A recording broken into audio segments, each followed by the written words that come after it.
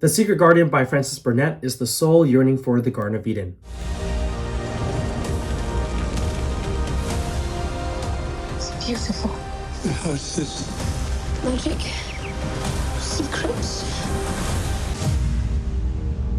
Hi, my name is Nhat Tran, and I believe there are hidden spiritual realities. Art is the medium to explore such truth, and there are great powers through the stories we tell. As a seminary student, they have robbed me of my innocence, and I cannot watch a freaking good movie without analyzing it for theological implications. So here we go. For this video, I want to look at the 2020 version of Secret Garden because different adaptations reflect modern-day social worldviews. So by recognizing authors' interpretations help us understand cultural shifts and ideologies. So this story follows an orphan girl named Mary Lennox and her cousin Colin. Through their discovery of the garden, Mary finds emotional closure and healing from trauma, while Colin experiences both physical restoration and mental peace. As the children grow in health and confidence, they come to believe that a great magic is at work through nature, one responsible for restoration and freedom from guilt and grief.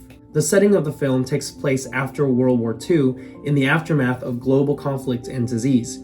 This context sets up Mary's internal trauma, bitterness, and grief.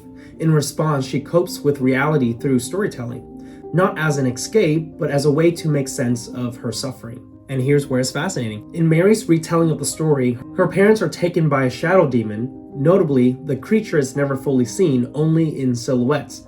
Maybe the director wants to allude to Plato's allegory of the cave, suggesting that this evil is perceived as a distorted shadow of a deeper reality. There's this interesting detail that Mary named the monster. Their mother and father were kidnapped by the evil demon Ravana, which is a demon from Indian folklore that holds people captive in a secret garden. It's not a coincidence. This is why this film adaptation is so brilliant, because now it's transforming her grief into a quest to find the secret garden and free these trapped souls in her story. The 2020 film adaptation frames healing as restoration of the inner child. Across the different adaptations, The Secret Garden highlights different attributes of nature. If you look at across the different adaptations of The Secret Garden, it highlights different attributes of nature itself.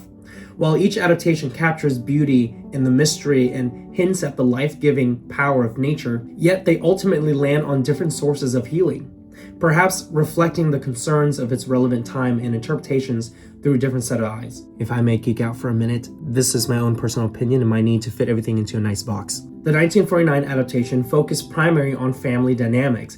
Healing is relational. The garden becomes a space for comfort and stability, ending with reconciliation for the family. In the 1993 adaptation, shifts the focus towards grief.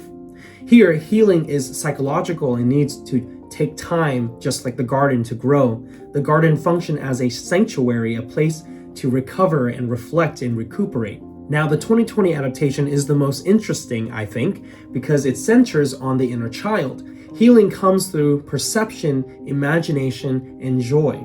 The garden feels almost alive as a magical force that requires belief to access its powers. This version leans heavily into romanticism versus the other ones, presenting nature as a near mystical source of internal transformation. There's a subtle Easter egg referencing Fragonard's painting, The Swing, reinforcing this romantic movement that emphasizes on imagination, joy, and emotional awakening. Romanticism sees nature as this wonderful playground that one must partake in order to become more whole or human. If you watch the film, there's a striking contrast between dark and the dingy house.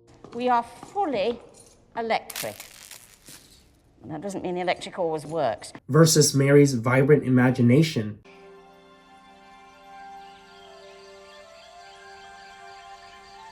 And then later with the living garden. It's a worldview that sees man-made objects as destructive and harmful, like the metal bear trap the dog got stuck in, while Mary climbs a wall and falls 2 stories high, but is completely fine. In fact, she becomes more like the garden once she rolled around in it. The first thing Mary does upon entering the garden is immerse herself in the water. In a way, a spiritual rebirth. She becomes one with the garden. It is here that her faith in the garden grows. Water imagery reoccurs throughout the film, marking moments of transformation and healing. If you remember early on, Mary throws her doll Jemima into the water, symbolically releasing her past and the grief attached to it. Later, she used water from the garden to heal the injured dog, also named Jemima for some reason. Eventually, Colin is immersed into the water as well, a baptism-like act meant to heal his leg and free him from the belief of his brokenness. Notably, the film never claims that the water itself possesses healing properties.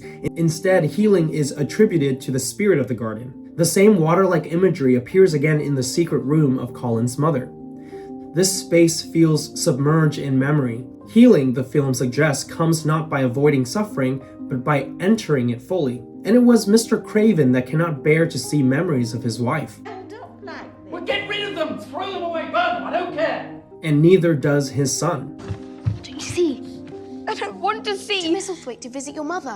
Which is the very thing that Mary forced upon Colin. Again, romanticism is having the right feelings and thoughts are what drives our reality. That's why Mary's father said that her mother was sad and that's why she was sick.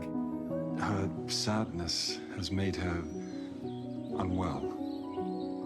The film suggests that a deeper connection with nature, memory, and emotion is the pathway to renewal. How romantic is that? In the original novel of Francis Burnett, the magic of the garden is not attributed to nature itself in the way that all the films suggest. I would argue that the novel leaves space for the unseen creator. Nature participates in the healing, but is not presented as the ultimate source of it. In the novel, Colin even uses a proper noun when addressing the magic. In chapter 23 of the novel, Colin tells his friends that there's this great deal of magic at play in the world. Colin says, "When Mary found this garden, it looked quite dead. Then something began pushing things out of the soil, making things out of nothing. I keep saying to myself, what is it? What is it? It's something. It can't be nothing. I don't know its name, so I call it magic. The magic in this garden has made me stand up and know I am going to live to be a man." This passage and many other in the novel speaks of a positive force, a white magic at work in all nature. Just for observing the garden, the children trust that this magic is good. There's also an uncredited celebrity in the film that is quite important, the robin. From the moment Mary arrives, the bird appears as a quiet guide, welcoming her, drawing her attention, and ultimately leading her to both the garden and the key that opens the gate. He's the real star of the film, Robin Williams.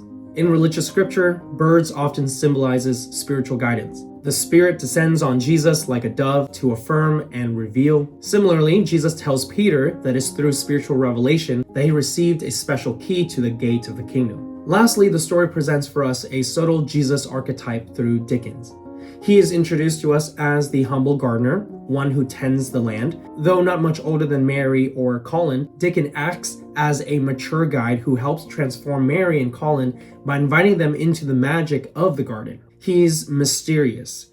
He helps carry the injured dog into the water and walks alongside the children as they are being restored. This reminds me of Jesus' teachings that no one can enter the kingdom unless they enter as little children. And it's even clearer in the novel. There's a section when Colin begins to chant adorations to the magic.